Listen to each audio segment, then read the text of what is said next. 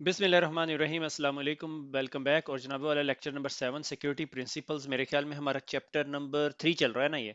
तो मेरी कोशिश थी, मैंने बड़ी कोशिश की कि तीसरा चैप्टर ख़त्म कर दूं, मगर आखिर में एक ऐसे टॉपिक से आगे जिसके बारे में I like to talk about, तो मैंने फिर वो दो टॉपिक्स कम कर दिए हैं। तो आज आज के लेक्चर में हम जो है CIA ट्राइड से शुरू करेंगे और हम रन बुक्स प्ले बुक्स के बारे में डिस्कशन करेंगे, ठीक है। सो CIA ट्राइड बहुत दफ़ा, आप अगर CCNA सिक्योरिटी पढ़ के आए हैं तो मैंने बहुत डिटेल में डिस्कस किया हुआ था। CISSP में भी CIA ट्राइड जो है कॉन्फिडेंशियलिटी, इंटेग्रिटी और अवेलेबिलिटी, यानी इसके इर्द गिर्द हमारी सिक्योरिटी रन होती है, ठीक है। कॉन्फिडेंशियलिटी से मुराद कि अगर मेरे पास कोई डाटा पड़ा हुआ और उस डाटा को कोई देख ना सके, ठीक है, अगर किसी के हाथ भी आ जाए तो उसको ना देख सके, दैट इज कॉल्ड कॉन्फिडेंशियलिटी, ठीक है। इंक्रिप्शन जो सी है, इंक्रिप्शन हमें कॉन्फिडेंशियलिटी देती है, ठीक हो गया। HTTPS हमें कॉन्फिडेंशियलिटी देता है, ठीक है। HTTPS हमें कॉन्फिडेंशियलिटी देता है। उसके बाद अगली चीज आ जाती है इंटेग्रिटी। इंटेग्रिटी ये है कि ए यूजर से जब डाटा चला और वो बी के पास पहुंचा, तो रास्ते में किसी ने चेंज नहीं किया, ठीक है। उसकी सबसे इजी एग्जांपल जो सी है वो चेकसम है, ठीक है। चेकसम है, डिजिटल सिग्नेचर जो से हैं, उसकी एग्जांपल हो सकते हैं, ठीक है। नॉन रेपुटेशन टाइप चीजें कि भाई अगर काशिफ ने ये बात की है तो मैं कैसे प्रूफ करूंगा ये काशिफ ने की है, ठीक है। और इंटेग्रिटी मोस्टली ये कि डाटा एक पैकेट में रखा और बी तक पहुंचा और रास्ते में किसी ने मॉडिफाई नहीं किया, या आपके पास कोई चीज पड़ी और उसको किसी ने मॉडिफाई नहीं किया। MD5 हैशेस जिसके बारे में हम बात करते हैं अक्सर, कि हैशेस जो से हैं हमें इंटेग्रिटी प्रोवाइड करते हैं। उसके बाद तीसरी चीज आ जाती है हमारे पास अवेलेबिलिटी, ठीक है। अवेलेबिलिटी क्या, कि आपके पास एक सर्विसेज है और वो रन हो रही है और जिस टाइम उसकी जरूरत पड़े तो वो रन ही हो रही हो, ठीक है। इस चीज को जो है हम अवेलेबिलिटी के खाते में डाल देते हैं, हम कहते हैं ये अवेलेबिलिटी है। अवेलेबिलिटी के नुकसानदेह क्या, ऑपोजिट क्या चीज है, डिनाइल ऑफ सर्विस अटैक। अगर मैं किसी सर्विसेज के ऊपर डिनाइल ऑफ सर्विस अटैक करूं तो वो अवेलेबल नहीं रहेगी, कि 24/7 अवेलेबल नहीं है। इंटेग्रिटी के अगेंस्ट क्या, कि कोलिशन हो जाए, कोई बंदा कोई ऐसे दो लेटर सिमिलर लेटर बना ले जिनके हैश वैल्यू सिमिलर हो, ठीक है। इसी तरह कॉन्फिडेंशियलिटी, क्लियर टेक्स्ट उसका ऑपोजिट है, ठीक है, कि आपने उसे कॉन्फिडेंशियल नहीं रखा। तो ये जो तीन चीजें हैं, ये टर्में आपको बिल्कुल क्लियर होनी चाहिए, कि अगर आपसे कोई पूछे कॉन्फिडेंशियलिटी क्या है, इंटेग्रिटी क्या है और अवेलेबिलिटी क्या है, तो आपको पता होना चाहिए, ठीक है। कॉन्फिडेंशियलिटी आपको इंक्रिप्शन प्रोटोकॉल्स आपको कॉन्फिडेंशियलिटी देते हैं, इंटेग्रिटी हैशिंग आपको इंटेग्रिटी देती है, डिजिटल सिग्नेचर्स भी आपको integrity check, non reputation type की चीजें, मगर आप उसे डिबेट कर सकते हो। अवेलेबिलिटी के लिए आपको load balancer, high availability, primary backup sites और इस तरह की चीजें करनी पड़ती हैं। अच्छा, उसके बाद जो है ना आपकी book risk and risk assessment की तरफ चले जाती है। रिस्क क्या चीज है, possibility that someone will break, ठीक है, समथिंग बैड वुड हैपन, कि अगर आपके घर के अंदर विंडो है, क्या पॉसिबिलिटी है कोई जाता हुआ गली में पत्थर मारेगा। पॉसिबिलिटी डिपेंडिंग कि आप किस मुल्क में, किस मोहल्ले में, किस इलाके में रह रहे हैं, ठीक है। अगर आप किसी ऐसे इलाके में रह रहे हैं जहां सबके घर जो से शीशे के हैं तो कोई नहीं मारेगा, ठीक है। अगर आप किसी ऐसे मोहल्ले में रह रहे हैं जहाँ कॉन्सेप्ट ही नहीं है शीशे का और लोग भी थोड़े रफ से हैं, तो वो जरूर तोड़ेगा, ठीक है। ये गाड़ी खड़ी हुई होगी तो तोड़ेगा। तो ये सूरत हाल है। तो risk possibility something bad would happen, ये आपका रिस्क है। रिस्क असेस कैसे करना होता है, आप इलाके में जाते हैं, आपको पता चल जाता है यहाँ पे शीशा टूटेगा या नहीं, ठीक है। उसके अगेंस्ट ISO, आप सबको पता है, इंटरनेशनल स्टैंडर्ड ऑर्गेनाइजेशन है, उसने बहुत सारे स्टैंडर्ड बनाए हैं। वो पाइप बिछाने के भी स्टैंडर्ड बनाती है, हर चीज के स्टैंडर्ड है, केबलिंग के भी स्टैंडर्ड्स हैं, ठीक है। डेटा सेंटर्स के भी स्टैंडर्ड है। उसमें एक स्टैंडर्ड जो सा है बहुत कॉमन, हम ISMS information security management system के अंदर यूज करते हैं, ISO 27001 स्टैंडर्ड, ठीक है। ISMS हैविली फोकस्ड है रिस्क बेस्ड प्लानिंग, कि अगर आपने रिस्क आपने आइडेंटिफाई करना, उसकी बेस पे डिसीजन करना है, ठीक है। अच्छा, रिस्क जब आप सोचते हैं ना, ठीक है, ये मैं आप थोड़ा ऑफ बुक जा रहा हूँ। रिस्क के बारे में जब भी आप सोचते हैं तो आप सोचते हैं रिस्क कोई ऐसी चीज है जो नेगेटिव है। रिस्क पॉजिटिव भी होता है और नेगेटिव भी होता है। नेगेटिव रिस्क को आप अवॉइड करते हो या एक्सेप्ट कर लेते हो, ठीक है। पॉजिटिव रिस्क को आप एक्सप्लॉइट करते हो, ठीक है। बहरहाल ये टॉपिक हम नहीं डिस्कस कर रहे, ठीक है। ये मैं आपको सीरीज के अंदर ले गया। तो नेगेटिव रिस्क जो है आप उसको अवॉइड करते हो, आप उसको एक्सेप्ट करते हो, आप उसको मिटिगेट कर सकते हो, ट्रांसफर कर सकते हो, ठीक है। जिस तरह मैं गाड़ी चलाता हूँ, मेरा एक्सीडेंट हो जाएगा, मेरा एक्सीडेंट हुआ तो नुकसान 1,000 से ज्यादा 2,000 का भी हो सकता है, 10,000 का भी हो सकता है, तो मैं उसको जो सा है उसको ट्रांसफर कर देता हूँ और अपनी गाड़ी की या ड्राइविंग इंश्योरेंस ले लेता हूँ। वो मुझे देख के कहते हैं कि यार ये बंदे के पास नो क्लेम बोनस है, कि इसने 5 साल से एक्सीडेंट नहीं किया, तो ये रिस्की ड्राइवर नहीं है, तो इसकी इंश्योरेंस जो सी है 500 पाउंड या 700 पाउंड की कर दो। अगर इसका एक्सीडेंट अभी 6 महीने पहले हुआ है तो इसकी इंश्योरेंस 2,000 पाउंड कर दो, क्योंकि इस पॉसिबिलिटी है इसने दोबारा गाड़ी मारनी है कहीं ना कहीं, ठीक है। सो ये रिस्क असेसमेंट है। तो इसी तरह हम IT वर्ल्ड के अंदर या इंफॉर्मेशन सिक्योरिटी वर्ल्ड के अंदर रिस्क असेसमेंट करते हैं। ठीक है। और उस एक किस्म की उसमें रिस्क असेसमेंट के बारे में हम लोग जो सा है कह सकते हैं कि वल्नरेबिलिटी जो असेसमेंट है वो एक्चुअली रिस्क असेसमेंट ही है हमारी, कि हम तमाम ऑपरेटिंग सिस्टम को देखते हैं और कहते हैं यार ये जो सिस्टम्स है इनके ऊपर पैचेस कम से कम इंस्टॉल हुए हुए हैं और ये बहुत ज़्यादा पैचेस मिसिंग है, तो ये रिस्की सिस्टम्स हैं क्योंकि ये पब्लिकली फेसिंग है। ठीक है। और likelihood of having that attack क्या होता है कि अगर उसका उसका जो सा है एक्सप्लॉइट भी अवेलेबल हो। ठीक है। एक टूल है रैपिड 7, वो आपको बताता है, नेसस आपको इस तरह की इंफॉर्मेशन देता है, क्वालस आपको दे सकता है। ठीक है। इस तरह के बहुत सारे टूल है। इसी तरह एक और स्टैंडर्ड है आईएसओ 3100। ठीक है। जनरल रिस्क असेसमेंट स्टैंडर्ड है। ठीक है। Help organization to re achieve objective like improve the identification process, कि अगर आपके आपकी कंपनी के अंदर, ये आईटी रिस्क असेसमेंट से बाहर निकल के हम बात कर रहे हैं क्योंकि साइबर रिस्क असेसमेंट का स्टैंडर्ड आईएसओ 27005, मगर इन सब का मकसद जो सा है वो आपको ऑब्जेक्टिव अचीव करना, कि आपका प्रोजेक्ट रन हो, आपका बिजनेस रन हो without interacting with the risk, not interacting, without facing a risk massive. ठीक है। एक्सेप्टेबल रिस्क को आप यूज कर सकते हो, और डिपेंडिंग आपकी कंपनी की रिस्क एपिटाइट कितनी, कि आपका कंपनी कितने बड़ा रिस्क ले सकती है। और उर्दू आईटी अकेडमी जो सा है वो, एक दिन उर्दू आईटी अकेडमी का सर्वर डाउन रहे तो कोई मसला नहीं है क्योंकि वीडियोस यूट्यूब पे पड़ी हुई है, कोई मसला नहीं है। अगर ईबे का सर्वर एक दिन के लिए डाउन रहे तो उन्हें लाखों करोड़ों का नुकसान है। ठीक है। तो ये रिस्क एपिटाइट है। उर्दू आईटी अकेडमी एक दिन के लिए सर्वर डाउन कर ले, कोई मसला नहीं, कोई टेंशन नहीं है। सही हो गया। तो ये जो सा है रिस्क से, आप में से जो लोग रिस्क में इंटरेस्टेड हैं तो रिस्क से रिलेटेड एक सर्टिफिकेशन थी सी रिस्क। ठीक है। Certified in risk and information system control, तो ये मैंने पिछले दिन एग्जाम दिया था, तो उसका ये ब्रेन चार्ट है कि आप सबसे पहले आइडेंटिफाई करते हो रिस्क को। ठीक है। एलिमेंट ऑफ रिस्क क्या है, कि रिस्क फैक्टर क्या है, एसेट क्या है, थ्रेट क्या है, वल्नरेबिलिटी क्या है, लाइकलीहुड क्या है, प्रोबेबिलिटी क्या है, कि फ्लड आएगा। अगर फ्लड आएगा तो कितनी पॉसिबिलिटी है, पिछले 100 सालों में कितनी दफा इस इलाके में फ्लड आया। ठीक है। अगर आप देखोगे कि यार पिछले सालों में 15 दफा आ चुके हैं, तो फिर आप थोड़ा सा उसके लिए फ्लड डिफेंस सिस्टम या इंश्योरेंस या कुछ भी है।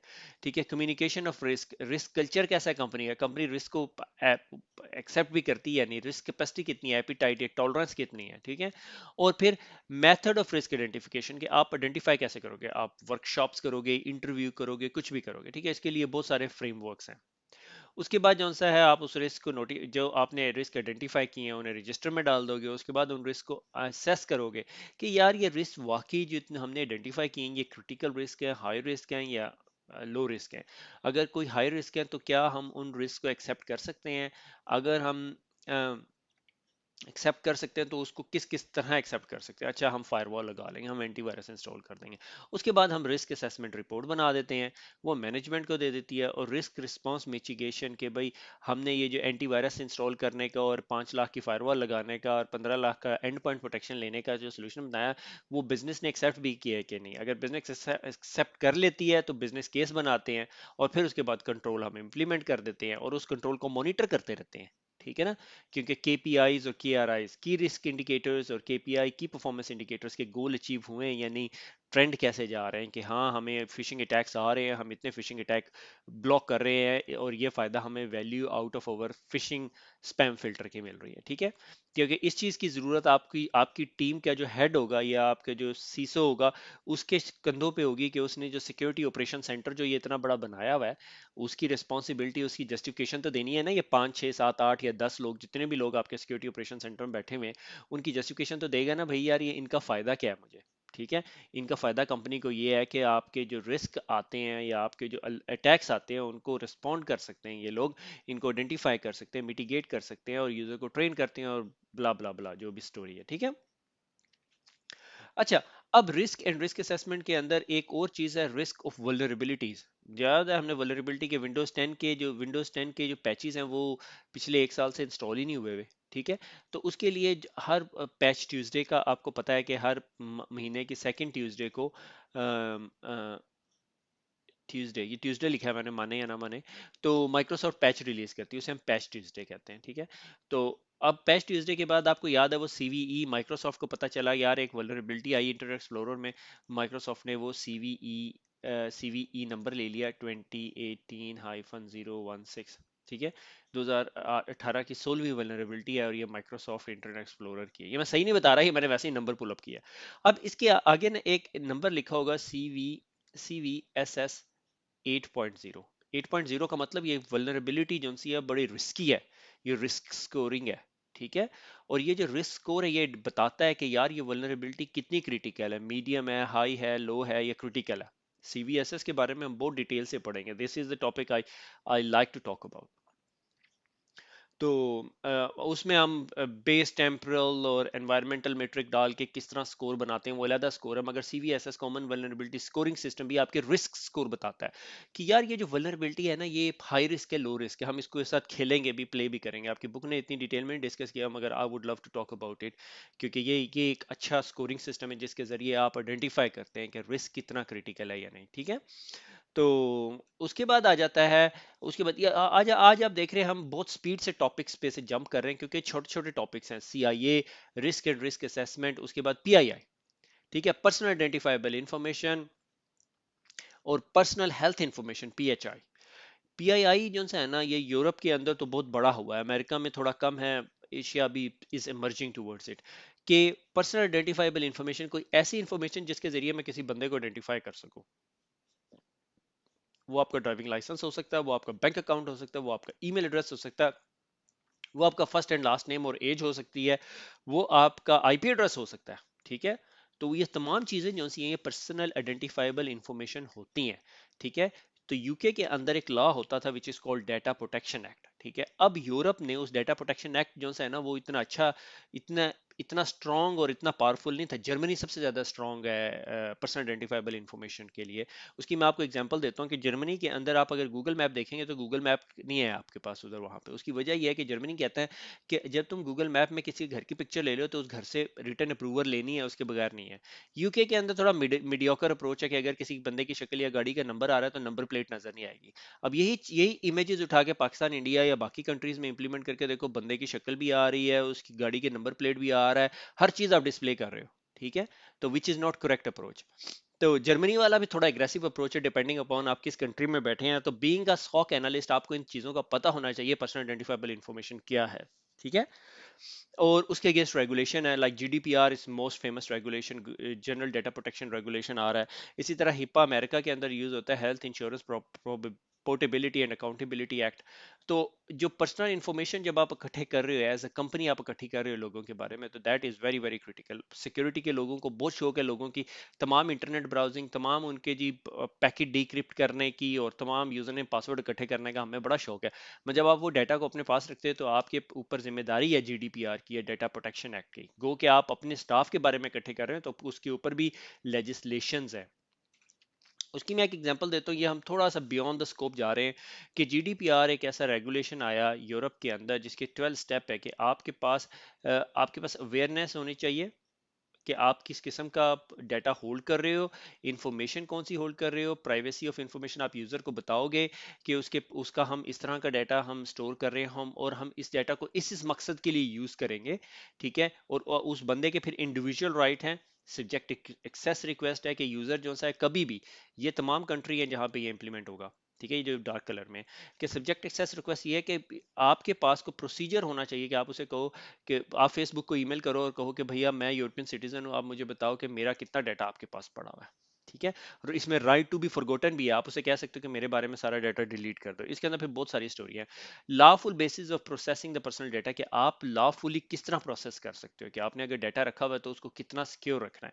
क्योंकि खुदा ना खास्ता अगर आपकी कंपनी कंप्रोमाइज होगी और बहुत सारा डाटा लीक हो गया तो आपको बहुत मैसिव फाइन पड़ सकता है। ठीक है। फिर कंसेंट, कि यूजर जो सा है वो जो टिक बॉक्स आप सिलेक्ट करते हो ना, वो टिक बॉक्स बहुत लाजमी हो गया अब। ठीक है। और चिल्ड्रन का डाटा, कि अगर आप बच्चों का कोई डाटा इकट्ठा कर रहे हो तो उनके गार्डियंस की कंसेंट लेनी है। उसके अंदर मैं मजे की बात बताता हूँ, अगर आपके पास फेसबुक का अकाउंट हो और वो अकाउंट 13 साल के बच्चे का हो तो फेसबुक आपको एड्स नहीं दिखाता। इसी तरह डाटा ब्रीच की, अगर आपकी कंपनी हैक होगी और कोई डाटा लीक आउट हो गया, जैसे 5 GB का डाटा लीक आउट हो गया और उसमें सब लोगों के ईमेल एड्रेसेस थे, first name last name date of birth थी, और आपको वो पता चला तो आपने आईसीओ, ये जो नाम पूरा कंप्लीट नहीं आ रहा है, इंफॉर्मेशन कमीशन ऑफिस जो सा है, अगर आप यूके में बैठे हुए हैं तो आपको आईसीओ को नोटिफाई करना होगा। अगर आप एशिया में बैठे हैं तो आपके लिए कोई मसला नहीं है, मगर मेरे ख्याल में अगर आप किसी यूरोपियन कंट्री के साथ डील कर रहे हैं तो आप सब लोगों की आईसीओ की ट्रेनिंग होगी, जीडीपीआर की ट्रेनिंग होगी। ये 28 मई 2018 को लागू हो रहा है ये लॉ। ठीक है। फिर उसके बाद डाटा प्रोटेक्शन ऑफिसर कंपनीज के अंदर एक हायर हो रहे हैं। ठीक है। और फिर इंटरनेशनल जो सा डाटा आपका पड़ा हुआ है क्रॉस ईयू बॉर्डर नहीं होना चाहिए। ठीक है, और आर्टिकल 29 ऑफ वर्किंग पार्टीज, और प्राइवेसी इंपैक्ट असेसमेंट, और सारा कुछ है कि कंपनी के अंदर कोई भी अगर प्रोजेक्ट होगा तो उसका पीआईए प्रोसेस होगा। ठीक है, प्राइवेसी इंपैक्ट असेसमेंट के इस प्रोजेक्ट के अंदर हम कोई पर्सनल इंफॉर्मेशन इकट्ठी तो नहीं कर रहे, अगर कर रहे हैं तो किस किस्म की और कैसे उसे होल्ड कर रहे हैं, क्या हम उसे सिक्योर रख रहे हैं या नहीं, और क्या हमने यूजर को बताया हुआ है कि हम तुम्हारी ये इन्फॉर्मेशन रख रहे हैं और हम इस मकसद के लिए उसे यूज करेंगे। ठीक है ना। तो जिस तरह उर्दू आईटी अकेडमी कहती है आप अपने तमाम ईमेल एड्रेस हमें जमा करा दो, और फिर हम उसमें नीचे टर्म्स एंड कंडीशन बताते हैं, हम इस ईमेल एड्रेस के जरिए सिर्फ आपको कांटेक्ट करेंगे, इसके अलावा हम उस ईमेल एड्रेस का कोई यूजेज नहीं करेंगे, और कल को हम वो ईमेल एड्रेस उठा के किसी को बेच दें तो we would be in breach of GDPR legislation. ठीक है। अच्छा, उसके बाद एक सिक्योरिटी प्रिंसिपल में एक प्रिंसिपल आता है जिसे अक्सर लोग सॉड बोलते हैं, SOD, separation of duties. Separation of duties क्या है? सेपरेशन ऑफ ड्यूटीज ये है कि जो क्रिटिकल टास्क हैं वो हम एक बंदे को नहीं देते, हम एक बंदे की जिम्मेदारी पे लगाते ही नहीं है कि वो एक काम करे, क्योंकि जिससे फॉर एग्जांपल आपने अगर पुराना जमाना, अब तो नया जमाना बहुत चेंज हो गया है, पुराने जमाने में अगर आपके पास कभी चेक हुआ हो और आप उस चेक को लेके बैंक में गए हो और आपने उस चेक के ऊपर साइन किए हो, तो वो जो बंदा जो आपके चेक पे साइन देखता है वो वेरीफाई करता है, वेरीफाई करने के बाद एक दूसरे बंदे को देता है, वो भी वेरीफाई करता है कि ये सिग्नेचर ठीक है, फिर आपका चेक कैश होता है। ये जो प्रोसेस है इस कॉल्ड सेपरेशन ऑफ ड्यूटीज। ठीक है, ये सब मेरीन के साथ टॉर्पीडो मैंने क्यों लगाया हुआ उसकी एग्जांपल मैं इसलिए देता हूँ कि सब मेरीन के अंदर जो है अगर किसी ने कुछ चीज फायर करनी है, या जिस तरह हम न्यूक्लियर मूवीज के अंदर देखते हैं न्यूक्लियर वेपन फायर करना होता है, तो एक बंदा की लगाता है, फिर दूसरा बंदा की लगाता है, फिर दोनों की टर्न करते हैं, फिर बटन ऑन होता है, फिर आप उसको प्रेस कर सकते हैं। तो this is called separation of duties. Companies के अंदर बहुत सारे हाई सेंसिटिव जो टास्क होते हैं या इंपॉर्टेंट टास्क होते हैं उसमें सेपरेशन ऑफ ड्यूटीज बहुत इंपॉर्टेंट होती हैं, कि एक बंदा जो बहुत पावरफुल रोल अदा कर रहा है, किरदार अदा कर रहा है, उसकी उसका कोई चेक एंड बैलेंस है या नहीं। ठीक है, मैं बैंक में काम करता था, तो बैंक में एक पॉलिसी होती थी which is called mandatory leave, जो आप 2 हफ्ते की लीव इकट्ठी लेते थे और आपकी जगह कोई और बंदा काम करता था, कि अगर आपने खुदा ना खासा कोई घपला किया हुआ है तो वो वहां पकड़ा जाए। ठीक हो गया। तो ये this is called separation of duties. उसके बाद आ जाता है प्रिंसिपल ऑफ लीस्ट प्रिविलेजेस। अगर आप ये तस्वीर देखें और आपने अभी तक आइडेंटिफाई नहीं किया तो मैं आपको मदद कर देता हूँ, ये एवरीवन है। आपको सिर्फ ऐसी प्रिविलेजेस दी जाएं जिससे आपकी जॉब हो सके। ठीक है, क्या हर बंदे को अपने सिस्टम के ऊपर एडमिनिस्ट्रेटर होने की जरूरत है? अगर आपकी कंपनी में जरूरत नहीं है तो फिर कोई मसला नहीं है, अगर जरूरत है तो फिर आप करें। ठीक है, वरना क्या हर बंदे को राइट्स हासिल हैं कि वो हर जगह जाके फाइल इंस्टॉल कर ले, सिस्टम इंस्टॉल कर ले, एग्जीक्यूटेबल इंस्टॉल कर ले? हाँ या ना, ये आपने वर्कआउट करना है आपकी company practices, policies, security policies के हिसाब से, कि हर बंदा जो सा है वो एडमिनिस्ट्रेटर नहीं होना चाहिए अपने सिस्टम का। गो कि ये बहुत मुश्किल काम है, मगर ये absolutely this is something that you need to do. ठीक है, तो this is called principle of least privileges. अगर किसी बंदे को पावर यूजर से काम चलता है, उसे डोमेन एडमिनिस्ट्रेटर बनाने की, एंटरप्राइज एडमिनिस्ट्रेटर बनाने की जरूरत नहीं है, क्योंकि अगर आप उसे बताओगे, बना दोगे, और खुदा ना खास्ता उसको उसका अकाउंट कंप्रोमाइज हो गया, तो फिर आपका बड़ा काम खराब हो जाएगा। ठीक हो गया। फिर उसके बाद आ जाता है सिक्योरिटी ऑपरेशन सेंटर, 24/7 ऑपरेशंस। ठीक है, सिक्योरिटी ऑपरेशन सेंटर, क्योंकि हम बात ही सिक्योरिटी ऑपरेशन सेंटर की इसलिए करें क्योंकि आपने जॉब ही वहां पे करनी है आपकी, और इसके अलावा कहीं जॉब नहीं है सीसीएनए साइबर ऑप करके। ठीक है, तो कोई दुआ करे सिक्योरिटी ऑपरेशन सेंटर ज्यादा से ज्यादा बने, बड़ी स्पीड से बन रहे हैं। ठीक है, तो सिक्योरिटी ऑपरेशन सेंटर क्या है जी? 24/7 एक ऑपरेशन है। सॉक के बारे में बहुत डिटेल में पढ़ेंगे, इसने कितने आधे पेज पे लिखा हुआ है ये। ठीक है, तो इसमें मैंने बहुत सारी चीजें ऐड करती हैं कि security operation centre depending upon the companies and organization 24/7 हो सकता है। फॉलो द सन टाइप की अप्रोच हो सकती है, कि फॉलो द सन से मुराद कि एक फिलीपींस में या एशिया में कहीं बनाया हुआ है, कि यूरोप में बनाया हुआ है, कि अमेरिका में बनाया हुआ है, तो फॉलो द सन 24/7 कवर कर लेता है उसे। ठीक है, how you can detect a compromise in the timely manner, कि आप अपने आपकी कंपनी में अगर कोई कंप्रोमाइज हो गया तो आप टाइमली मैनर में कितना जल्दी उस चीज को डिटेक्ट कर सकते हैं। हाउ टू ट्रियाज कंप्रोमाइज, कि अगर कोई कंप्रोमाइज हो गया तो आपने उसे ट्रियाज कैसे करना है। ट्रियाज से मुराद उसको देखना, एनालाइज करना, समझना, आइडेंटिफाई करना कि यार ये फॉल्स पॉजिटिव तो नहीं है, अगर ये है तो कितना क्रिटिकल है। ठीक है, what is the impact of the compromise, कि अगर ये कंप्रोमाइज हो गया तो कितना बड़ा इम्पैक्ट है। क्या किसी का पीसी कंप्रोमाइज हो गया? अगर एक स्टैंडर्ड बंदे का जो आपकी कंपनी में से फॉर एग्जांपल रिसेप्शनिस्ट है, उसका पीसी कंप्रोमाइज हो गया, और आपके सीईओ का पीसी कंप्रोमाइज हो गया, या अपने फाइनेंस या एचआर के बंदे का पीसी कंप्रोमाइज हो गया, तो सारों के रिस्क रेटिंग जो है डिफरेंट है। ठीक है। Who is responsible of detecting and mitigating this risk, कौन रिस्पॉन्सिबल है, ठीक है। उसके लिए जो सा ये रेसी चार्ट होता है, ठीक है। रेसी होता है responsibility, accountability, consulted, accountable and consulted and inform, कि आपके पास एक चार्ट होता है जिसमें बताया जाता है कि अगर कोई इंसिडेंट हो गया तो उसको आइडेंटिफाई करना किसकी जिम्मेदारी है, सिक्योरिटी ऑपरेशन सेंटर की। उसको ट्रियाज करना किसकी जिम्मेदारी है, सिक्योरिटी ऑपरेशन सेंटर की। उसको उसको नोटिफाई करना किसकी जिम्मेदारी है, head of security operation centre की। उसको उसको जब रिपोर्ट करेंगे तो कंसल्टिंग किसकी है जी, सीसो की जिम्मेदारी है कि सीसो कंसल्ट किया जाएगा, ठीक है। ये देसी चार्ट होता है। It's too managerial to talk about it, क्योंकि बीइंग अ सिक्योरिटी एनालिस्ट आपको इससे वास्ता पड़ेगा, मगर आपकी जिम्मेदारी नहीं होगी कि ये बनाना, ठीक है। ये नॉर्मली मैनेजेरियल टीम बना रही होती है। It's a very complex chart, मुझे एक दो दफा बनाने का मौका मिला इंसिडेंट रिस्पॉन्स से रिलेटेड। हर बंदा जो सा है वो अपने आप को रिस्पॉन्सिबल समझता है, मगर it's really hard to explain to everyone कि भाई यार ये रिस्पॉन्सिबिलिटी से मतलब क्या है, और इन्फॉर्म्ड, और हर बंदा चाहता है मुझे इन्फॉर्म किया जाए इस सिलसिले से रिलेटेड, ठीक है। So how to operate an effective security operation centre. सबसे पहले अगर आपने कभी भी अपनी कंपनी में सिक्योरिटी ऑपरेशन सेंटर बनाना है, ये आप लोगों के लिए नहीं, ये सीसो के लिए लेक्चर हो गया, ठीक है, कि मैनेजमेंट की approval and sponsorship is a key thing, कि अगर आपकी मैनेजमेंट ने अप्रूव नहीं किया तो फिर ये सॉक नहीं चलेगी, ठीक है। तो आप जब किसी सॉक में काम करेंगे आपको अंदाजा हो जाएगा कि ये सॉक कितनी पावरफुल है, ठीक है। SOC is a programme not a project. ये प्रोजेक्ट नहीं है कि आज शुरू हुआ ये 6 महीने के बाद बंद हो जाएगा, ठीक है। ये प्रोग्राम है, ठीक है, कॉन्टिन्यूस प्रोग्राम है। गवर्नेंस स्ट्रक्चर है, मेट्रिक्स हैं इसके, ठीक है। मेट्रिक्स मैंने आगे लिखे हुए हैं। इफेक्टिव टीम, आपके पास एक अच्छी टीम होनी चाहिए और नॉलेजेबल टीम होनी चाहिए। अगर नॉलेजेबल टीम नहीं है तो आपको ग्रो करनी पड़ेगी। Trust me, these security analyst are really really hard to get by, ठीक है। बल्कि मेरे एक दोस्त है, उस वो सिक्योरिटी ऑपरेशन सेंटर में काम करता है, वो लोग मुझे बता रहे थे, यहाँ मैंने बीबीसी पे भी एक डॉक्यूमेंट्री आई थी, ये जो ऑटिस्टिक लोग हैं ना, ऑटिस्टिक जिन्हें ऑटिज्म होता है, ये इन लोगों के साथ मसला ये होता है कि ये अपनी बात जो है बहुत अच्छी तरह एक्सप्लेन नहीं कर सकते, दे लैक वर्ड्स, ठीक है। इन्हें बात करना मुश्किल होता है, ठीक है। इसके ऊपर एक वो एपिसोड भी, टीवी सीरीज भी बनी हुई है, द गुड डॉक्टर, ठीक है। तो उन लोगों ने ना, मगर they are really good, really really good at identifying patterns. तो ये वो लड़के ना, उनकी कंपनी ने ट्राई किया कि हम इन्हें सिक्योरिटी ऑपरेशन सेंटर में रखें।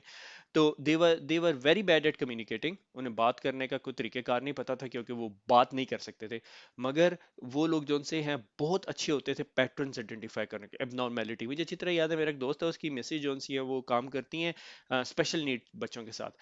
तो एक दिन वो यूं ही बैठे हुए बच्चों के साथ एक्टिविटी कर रहे थे अराउंड क्रिसमस, तो उन्होंने पूछा, अच्छा मुझे बताओ जी, 2019 के जो 25 दिसंबर है उस पे कौन सा दिन होगा। तो उनमें से एक बच्चा हुआ उठा, उसने कहा वेनसडे।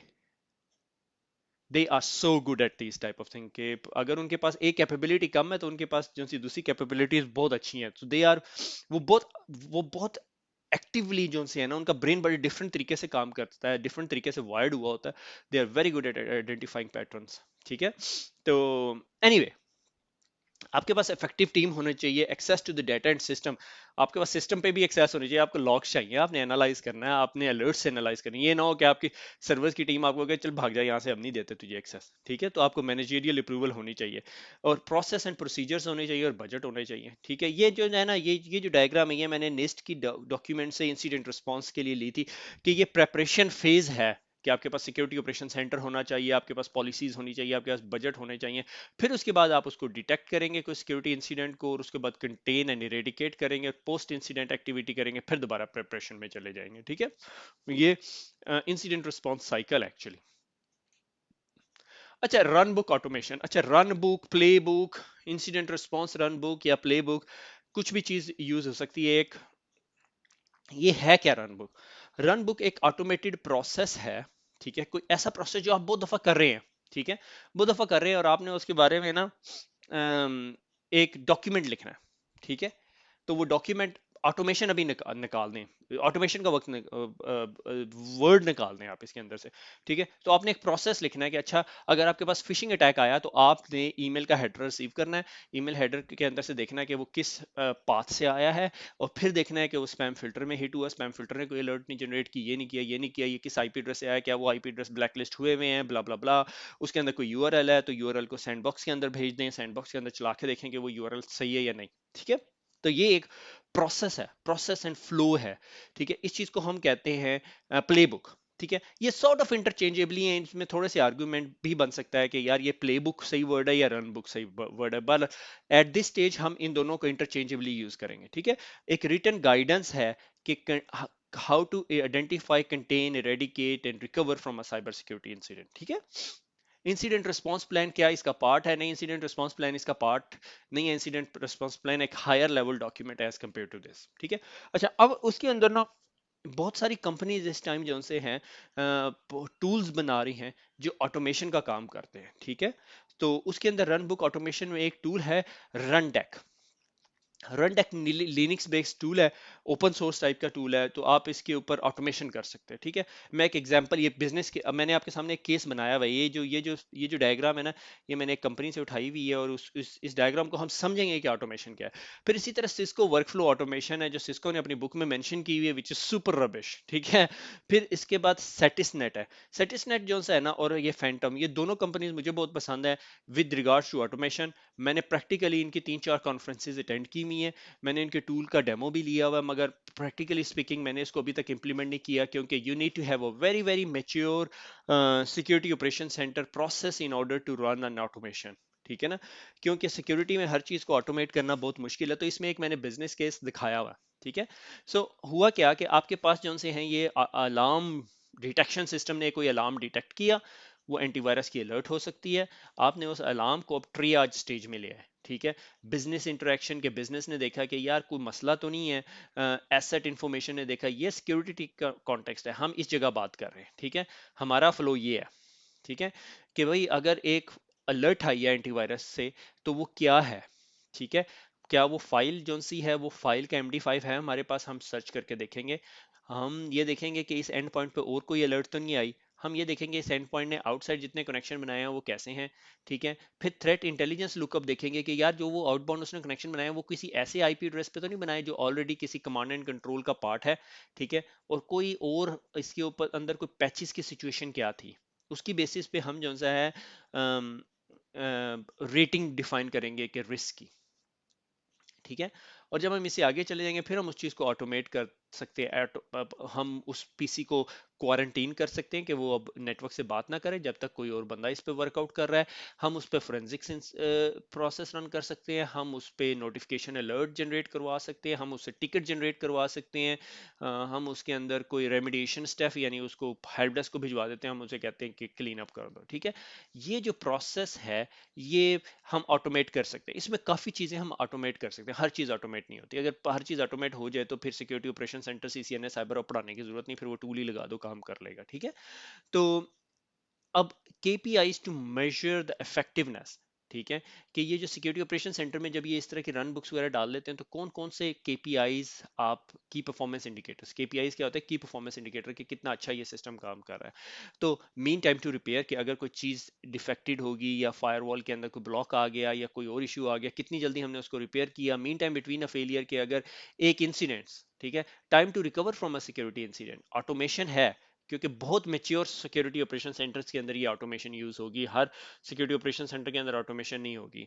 आई वुड बेट कि अगर दुनिया में 100 सिक्योरिटी ऑपरेशन सेंटर है ना, तो आखिरी जो 10 है ना वो ये ऑटोमेशन यूज कर रहे हैं। हर ऑटोमेशन यूज नहीं कर रहा, हर एक ने खरीदी होगी मगर ऑटोमेशन यूज नहीं हो रही होगी। ठीक है, ओपन एंड क्लोज इंसिडेंट, कितने incident open and close, and time to respond to the incident, के इंसिडेंट को रिस्पॉन्ड करने में कितना टाइम लगता है। ये तमाम पैरामीटर्स या इंडिकेटर्स हैं जो डिफाइन करते हैं आप किस तरह अपने नेटवर्क को, अपने सिक्योरिटी ऑपरेशन सेंटर को आइडेंटिफाई करते हो, कितना मेच्योर है आपका सिक्योरिटी ऑपरेशन सेंटर। ठीक है, अगर एक सिक्योरिटी ऑपरेशन सेंटर है जो एक इंसिडेंट के अलर्ट आने के बाद जो उनसे 5 दिनों में रिप्लाई करता है, तो उसका कोई फायदा नहीं है। ठीक है, security operation centre need to be quick.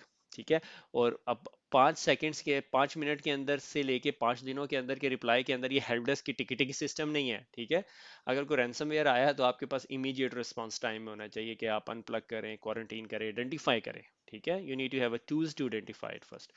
तो ये एक यूआरएल है, ये it's really good, SOC SOC automation, ये इसी टूल का यूआरएल है। इस कंपनी का नाम है सेटिसनेट। ठीक है, सेटिसनेट पे जाएंगे तो नहीं मिलेगा, मगर जब आप सॉक ऑटोमेशन पे जाएंगे तो यही सारे इमेजेस मिलेंगे, और इसमें थोड़ा सा और लर्निंग अपॉर्चुनिटी आपके लिए है। मगर I would suggest you not to get into this automation first, just get your head around, कि आपको समझ आ जाए कि यार ये सिक्योरिटी ऑपरेशन सेंटर है कहाँ और मैं कहाँ बैठता हूँ उसके अंदर, ठीक है। उसके अंदर रन बुक ऑटोमेशन है। लाइक रन बुक ऑटोमेशन के लिए आपके पास जो सा थ्रेट इंटेलिजेंस भी आ रही होनी चाहिए, सर्वर से डाटा भी आ रहा होना चाहिए, बिग डाटा भी होना चाहिए, नेटवर्क स्कैन भी होना चाहिए, पैचेस भी होना चाहिए, लॉग्स भी आनी चाहिए। जब ये सारा कुछ आ रहा है तो अब आप देख सकते हैं, ठीक है। सिक्योरिटी ऑपरेशन सेंटर की रिस्पॉन्सिबिलिटी क्या है? विंडोज प्लेटफॉर्म है और ये सिक्योरिटी मैनेजर है, ठीक है। तो एक अलर्ट आई, मेलवेयर अलर्ट आई सिम से, ठीक है, एंटीवायरस एंड पॉइंट प्रोटेक्शन ने सिम जनरेट किया। इन्वेस्टिगेट एंड रिसर्च, अब ये क्या करेगा? आपका ये जो ऑटोमेशन टूल है ये क्या करेगा? ये अलर्ट देखी, इसकी MD5 देखा, थ्रेट इंटेलिजेंस में से कंपेयर किया, इसका सोर्स IP एड्रेस देखा, थ्रेट इंटेलिजेंस में से रिपेयर किया, उससे अगले 5 मिनट के डेस्टिनेशन होस्ट देखे और उनको थ्रेट इंटेलिजेंस से कंपेयर किया, इस सिस्टम का वल्नरेबिलिटी स्कैन देखा, इसकी पैचिंग देखी, कौन कौन से पैचेस मिसिंग है वो देखे। दैट्स इट, ये ऑटोमेटेड टास्क हो गया, ठीक है। बजाय इसके कोई बंदा मैनुअली जाके 5 जगहों पे देखता है, ये ऑटोमेटेड टास्क हो गया। escalate escalate and inform Windows team to on the finding, Windows की टीम को बता दिया भाई ये मेलवेयर अलर्ट आई है और ये जो सा है सिचुएशन है और हम इस सर्वर को कंटेन करने लगे हैं, ठीक है। और नोटिफाई कर दिया, आपके पास एक अलर्ट आई, यानी आप सिक्योरिटी ऑपरेशन सेंटर पे बैठे हुए थे, आपको अलर्ट आई, अलर्ट करके आपने ऑटोमेटेड उसने रिजल्ट करके आपको सामने रिपोर्ट दे दी। आपने वो रिपोर्ट अटैच की विंडोज की मशीन को, सर्वर्स को, और उनमें से वेट किया किसी बंदे का कंफर्म करे डिपेंडिंग अपॉन द फ्लो, और आपने क्लिक किया, बटन दबाया, तो आपकी वो मशीन क्वारंटीन होगी, ठीक है, कंटेन एंट्री आज, ठीक है। और उसके बाद आपने फोरेंसिक इमेज किया और रेमिडिएशन प्लान, पोस्ट इंसिडेंट्स और ब्ला ब्ला ब्ला। इसी तरह विंडोज पे मेलवेयर अलर्ट आई आपके पास एंड पॉइंट सिस्टम में, escalate to the security team के पास भेज दी, सिक्योरिटी ऑपरेशन सेंटर के पास चलेगी, ठीक है। Remediate using end point reconfiguration may B.